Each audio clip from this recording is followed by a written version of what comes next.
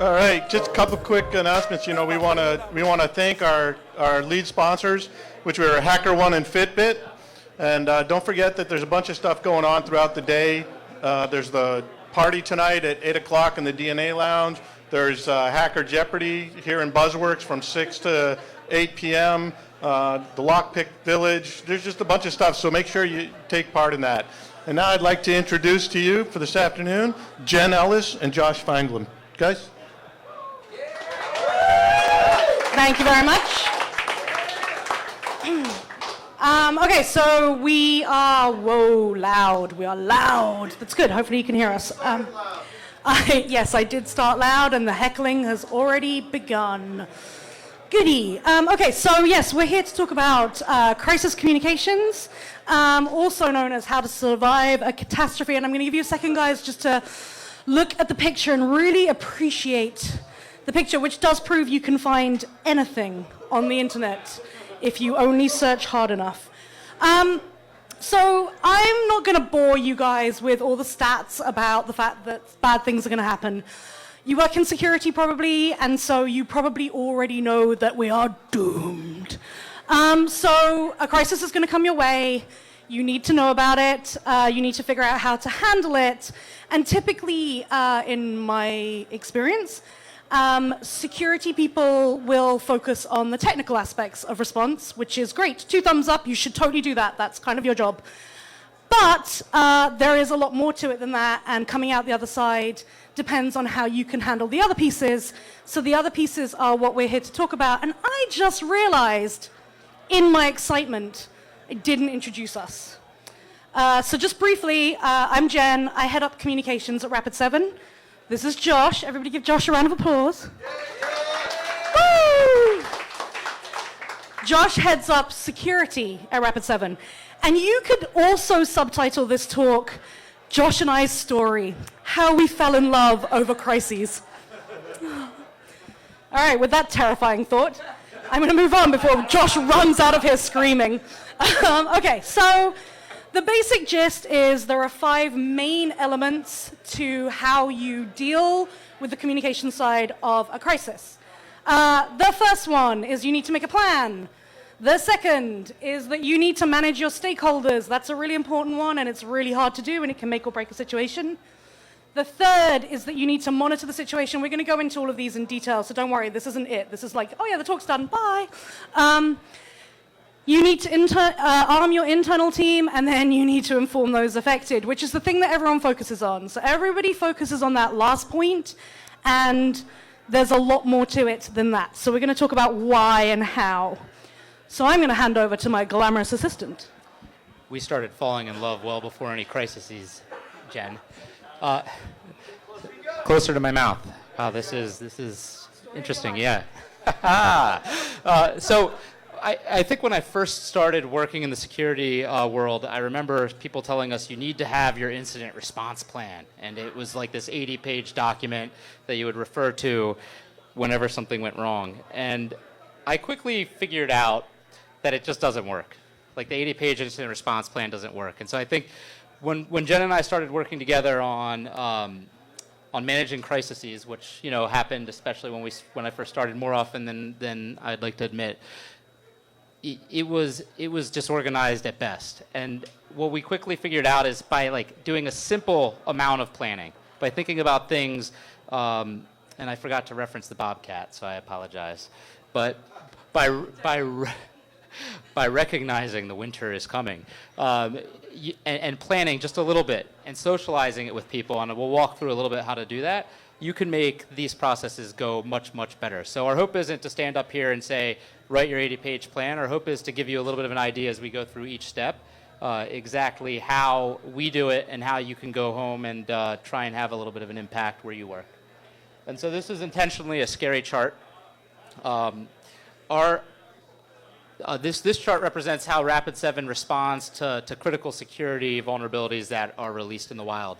And this was a very rough draft. This, I believe, was my first draft. Is that accurate? And this, importantly, you guys see a bunch of letters. This follows what's known as the RACI model. And it helps you figure out who's responsible for doing work, who's accountable for that work or the final approver for that work, who do you need to keep in the loop, right, who's informed, versus who do you need to seek feedback and advice from. And so what you realize quickly when you enter a crisis is that there's a complete lack of trust across the board. Everybody wants to get involved. Nobody knows what they're responsible for doing. And the really cool thing about this, and the reason we like using this, is when I sent this to Jen for the first time, for the people that can see me pointing, at Rapid7 we had two separate marketing functions. We had product marketing and then marketing, and they were different organizations. And Jen owned corporate communications, public relations, and many other things that aren't relevant to this story. And what I did, mistakenly, was put social media, media response, and a bunch of other things under our product marketing team. And we like to call this out because by spending a little bit of time taking a chart like this, maybe took me a couple of hours to put together, and circulating it, we were able to, before we were in a situation where we needed to be communicating with the press or writing blog posts, get ahead of who owned what. Because you can imagine what would have happened in crisis if a press statement would have gone out and it wouldn't have gone through the person who owned press communications. And so moral of the story is find what model works for you, but just spend a couple of hours sitting down and thinking about what crises could impact your organization and how you would organize your response. It doesn't have to be 80 pages long. Thank you. So I would say before you get to creating this, or as you go through this process, one of the great things about this is it's a forcing function for you to get to know all your team players.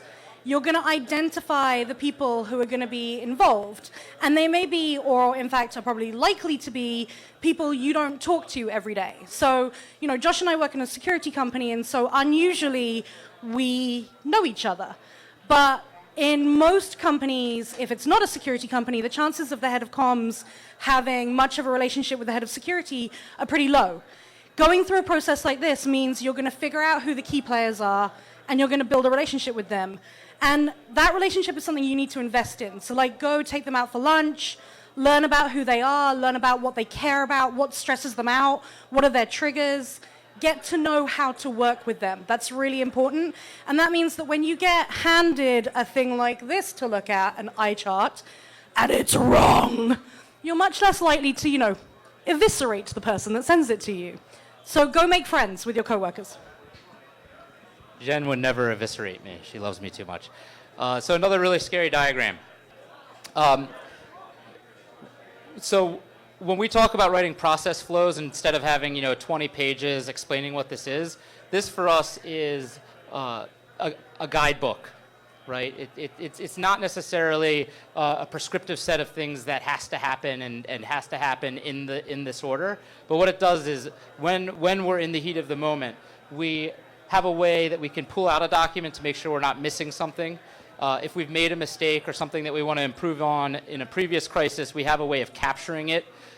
And I think very importantly what it does is it lets stakeholders visualize what's going to happen, right? So again, if you send somebody an 80-page document, they're never going to read it. They might tell you they read it, they might read a few pages. If you send them a flow diagram like this, it takes them 60 seconds, 120 seconds to really look through it and gather an opinion. That way, when something happens, hopefully they've identified a box down here where they say something like, actually, this team doesn't do that, my team does that. And so instead of having that conversation in the midst of crisis, you can do it via email. And just to add, so not only does this help you figure out what the process should be and who's doing what, but actually it will make you much more productive. It will make you less stressed. So when Josh and I started doing response to a variety of different types of incidents, when something happened, we would instantly create a war room. It was super disruptive. Everybody would drop what they were doing. We'd go and hustle into a little room together, which was disruptive to the broader team because they would see us being very suspicious. And it was all very tense, and we would sort of fight for control a little bit. We weren't in love then, you see. This was at the beginning. And so it took a lot of time. Now what happens is something comes up, Josh lets me know, I trust him because I love him. And so he tells me, hey, this is what I'm going to do. This is when I'll bring you in. I know what the process is. I know he's got it. I know that he understands what I'm going to need in the situation to succeed and what we want to get to as an outcome for the organization. And so that means it doesn't disrupt my world anymore. I just carry on doing my stuff. It's like, I'm like, all right, whatever, you've got it.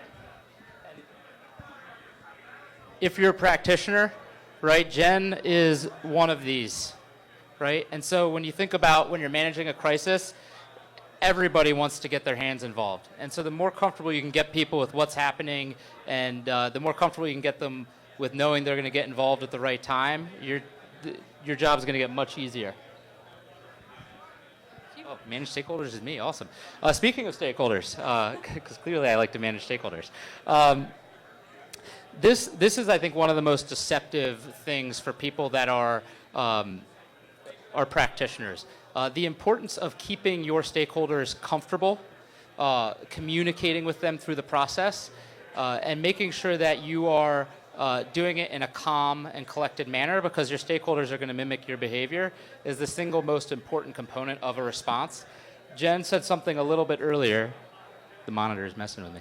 Jen said something a little bit earlier, which the first time we gave this talk actually kind of popped out as an underlying theme, which is take your stakeholders to lunch, right? It sounds really silly, but people get very tense, especially if they're not in crisis situations frequently. There's a biological reaction that happens with people. They get tense, they get short, and if you don't know anybody on that stakeholder team, you're missing an opportunity, because what's going to happen is if you once a quarter are getting lunch with your head of communications, your head of legal, whoever your relevant stakeholders are, the easier it's going to be for you in a time of crisis to know when they're getting snappy at you, it's not because they're dicks, it's because they're under stress. And that will change your dynamic a ton. So we do a lot of vulnerability research, and so we disclose vulnerabilities a lot to a lot of different size and industry organizations. And in my experience, we'll frequently talk to the security team. The security team kind of understands what vulnerability disclosure is all about. They will work with us through the process. This is in the good situations where the security team understands what vulnerability disclosure is about, not in the myriad situations where they go, meh. So we work with the security team, they're on board, they know what the expectations are, it's all good. And we go public, and the PR people who own the reputation of the company go, what the fuck just happened? And I've seen it in big organizations where that went up the chain from the head of comms to the head of business, like the CEO, and came down again onto the head of security in a really profoundly unpleasant way. And then I'm on a call going, I'm really sorry, but we told you 4 months ago. And so don't be in that situation. Build some sense of alignment and some sense of expectation so that if you have someone come to you and say, hey, there's a problem with X, you can give forewarning to your GC or your PR people or the product people, like whoever it is, build those relationships. It won't just be the comms person. It'll be people across the organization. Figure out who they are. Yeah, you're next. Monitoring. Look at that, monitoring. Okay. So monitoring, I know, right? Aren't pictures of cats great? It's what runs the internet. So monitoring the situation is the deeply unsexy part of all of this. Yes, monitoring always sounds like it's a real action piece, real fun. The reality, though, is this is critical for a number of reasons. And one of those is lawsuits. So there is a reputation aspect of this where you need to know what's being said. You need to understand how to plan timing of any disclosure. You need to be aware of if people are already talking about it in the public. And so monitoring the situation, monitoring social media is extremely important from that point of view. But there's a secondary consideration whereby if there is any potential at all that you are going to face legal action, you need to be very much on top of what's happening in social media, because anything that gets shared publicly can be cited in a law case. And that's a challenge, right? Because we had someone who used to work for us, and she had previously worked on a situation for a company. It was a document storage company, and they had a warehouse fire. And it was a really big deal, huge, huge warehouse fire. And when that happened, people were finding pieces of paper on the side of the road or by the river. They were taking pictures of them and putting them up on Instagram or whatever. And they weren't naming the company in the social share because they didn't know what it had come from. But nonetheless, those documents that were being photographed and put online could be used as artifacts in a law case. So her job was that she had to figure out how to monitor social for all of those things, and then basically like catalog them, get them taken down, figure out what to do with them, work with the lawyers on that. So when you're working with your comms people, bear in mind that as the security experts in the room, it's your job to help them think about all of these things that they may not be aware of. My experience of working with lots and lots of comms people, a lot of them have never worked on security situations before or disaster recovery situations. And so the guidance you can give them, you don't need to be the expert on how to do the social piece, but bringing up to them the fact that this could be a consideration and that we should be watching, that's something you can do. You can help them out with that kind of thing. Is this you? It's me? Okay. I do the next one and then you do the two after that. Okay, we're really well prepped. It's great. We're great. Thundercats, ho! Yeah. Karen, yeah, you and me. Here's the thing. People always focus on external communications. And that's really important, and we're going to get to that. But your internal team are the people that are in the trenches. They're the people who are going to get questions. They're the most invested in what's happening, and they are going to freak out. And if you're doing that thing that I talked about earlier, where you're kind of going off into rooms and having very stressed-looking private conversations, your team is not stupid. They're going to notice that shit, and they're going to be like, oh, something's happened. And they're going to assume that the world is coming to an end. And then they'll start speculating and gossiping. This is bad news. So firstly, you have to think about how you're presenting yourself to that team, and you have to, do the duck thing of gliding on the surface and paddling like hell underneath. The second thing is, you have to think very carefully about when you're going to disclose to the internal team and how. Bear in mind, once you disclose internally to the broad team, like all of your colleagues, that is now public. You cannot trust those people to keep it private. It won't happen. It is now public.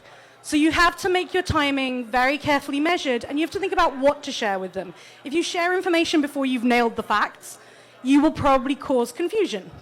That will come back and bite you on the ass. We've had that problem ourselves. If you share what happened, but you don't prepare them to get questions, then that's going to be difficult because their customers are going to be phoning them. They're not going to know how to deal with it, and they're just going to be saying things on the phone in the heat of the moment. So this is where an FAQ is your best friend, and you want to think about what are all the worst questions you're going to get, and really push yourselves to think about those nasty questions. When we write these things, frequently people get offended by the questions that I put in, and I'm always like, this isn't coming from me. This is what other people are going to ask us, and we need to be prepared with an answer. Hopefully we don't get asked it. Be prepared, and work really closely with your general counsel and your comms people to help them figure out how to answer it. Again, they are the experts in law and communications, but you're the experts in security, so help them navigate this. So finally, the bit that most people care about, which is the external communication. There are a number of elements to this. People tend to focus on press because that's the really scary thing. The first step on this, though, is what are your legal requirements for notification? There are 47 different state laws around breach notification. Your legal team needs to be familiar with them and understand what the expectations are. If you handle incident response in your organization, you should also be familiar with them and know what the expectations are. That's the first thing. You have to think about how you're going to notify those affected. Then you can start thinking about what that means in terms of press and partners and social media and all those other pieces. And again, timing here is critical. If you go too quickly, you will do more harm than good, and you'll create confusion and panic. We had a situation where we didn't create confusion and panic, but it was still suboptimal. Our DNS host was hacked. This is going back a few years ago. And when we were doing the investigation, we got some information that indicated the hack may have happened via fax. And people kind of thought that was funny and cool. And so we tweeted it. I think something like hacking like it's 1969 was the tweet.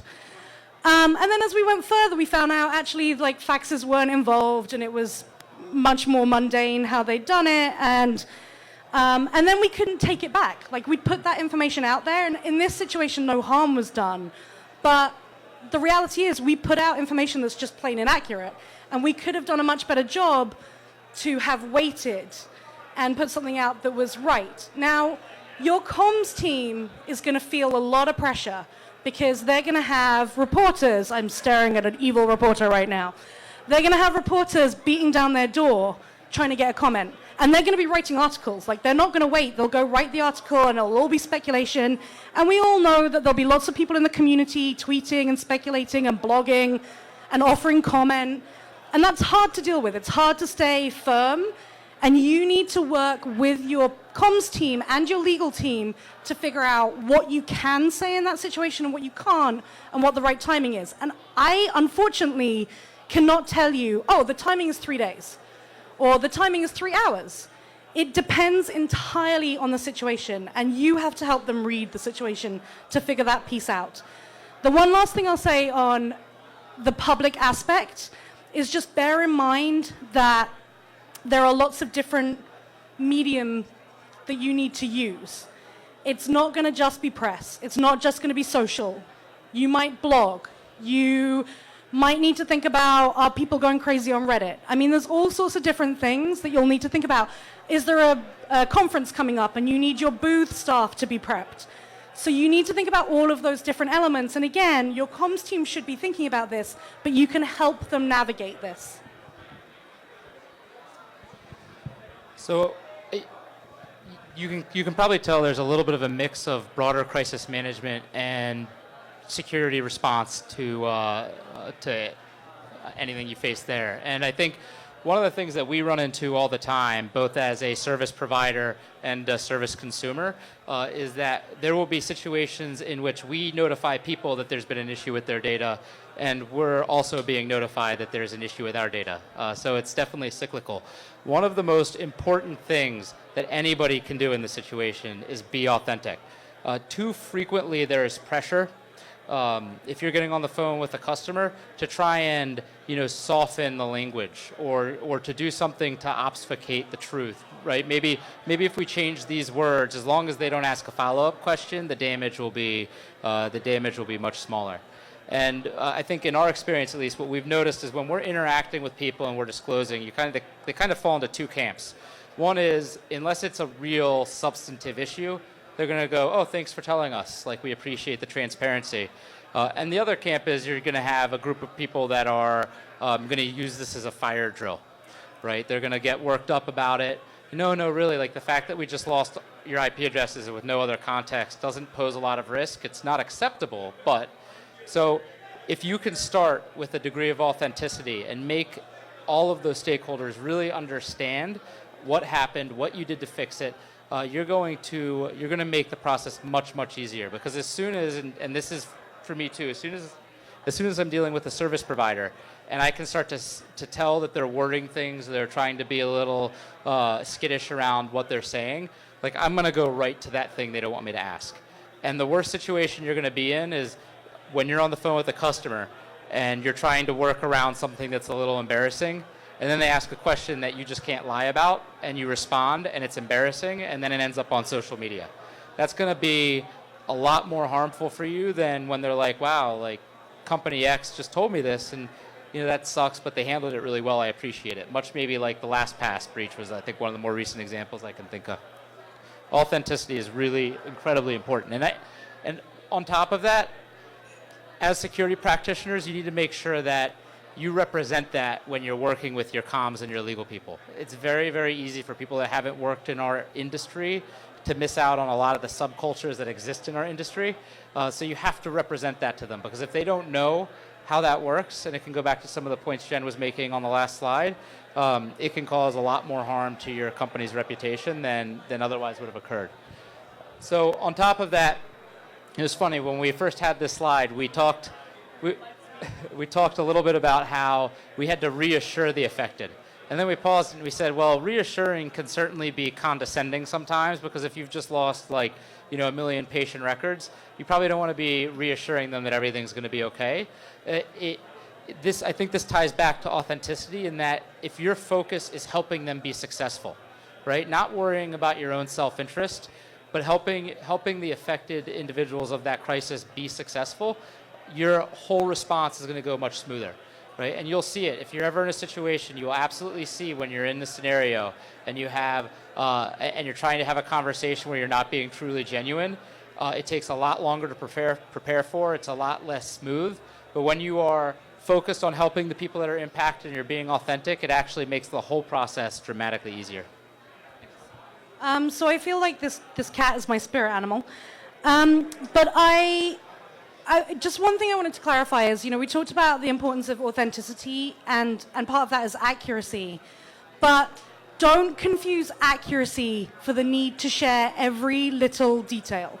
Oversharing is one of the worst things you can do. It will freak people right out. The number of people you talk to who have the level of knowledge that you have about security, probably going to be low. If you are talking to another security team, that's a different situation. Then they're going to ask questions, they're going to want to have detailed answers. But if you are talking to consumers and you overshare, you're going to terrify them. The things to focus on when you are taking an approach that is centered around those affected is, what is the effect on them and what action do they need to take to remediate? Those are the two questions to ask yourself constantly. That's what you should communicate first and foremost, every single time. Make it easy for them. Okay, so we went through a bunch of stuff in a not very long period of time, so I'm going to quickly go back to what the 5 key learnings are across those 5 areas of activity that we talked about. So the first thing is, you have to prepare well, go make friends, figure out who does this in your organization, fall in love. The second, and I wish this wasn't true because there's no hard and fast on how to do this, but timing is everything. Go too late and you're doomed, the media story will get away from you, you'll look like you don't care and you're unresponsive. Go too early and you won't have your information nailed and people will get confused and they'll panic. Don't be overconfident. Don't go out and tell people it was a fax when it wasn't a fax. You'll just end up with egg on your face in the best scenario and a lawsuit in the worst. Expect that you're going to get difficult questions. Prepare for them. Arm your internal team on how to answer them, whether it's the entire organization or just your key stakeholders. And as usual for the last is always, always, always let your guiding principle be, what is the best thing for those affected? Let that be your compass. Thank you very much. We've been Josh and Jen.